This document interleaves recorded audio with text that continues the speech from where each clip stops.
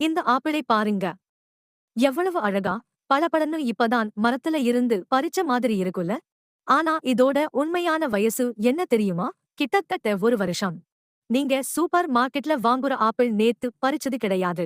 இதுக்கு happy birthday கூட முடிஞ்சிருக்கலாம். இது எப்படி சாத்தியம்னா இதுக்கு கண்ட்ரோல் அட்மாஸ்பியர் ஸ்டோரேஜ்னு ஒரு வித்தை வச்சிருக்காங்க. ஆப்பிளை பறிச்ச உடனே ஒரு ரூம்ல போட்டு ஆக்சிஜனை கம்மி பண்ணி வெப்பநிலையை அப்படியே மெயின்டைன் பண்ணுவாங்க. சிம்பிளா சொல்லணும்னா, அந்த ஆப்பிளை கோமா ஸ்டேஜுக்கு கொண்டு போயிருவாங்க. அங்கே இது தூங்கிக்கிட்டே இருக்கும். அதனால இதுக்கு வயசும் ஆகாது, அழுகவும் செய்யாது.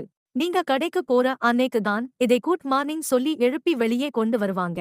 நீங்களும் ஆஹா ஃப்ரெஷ் ஆப்பிள்னு நம்பி வாங்கிட்டு வருவீங்க.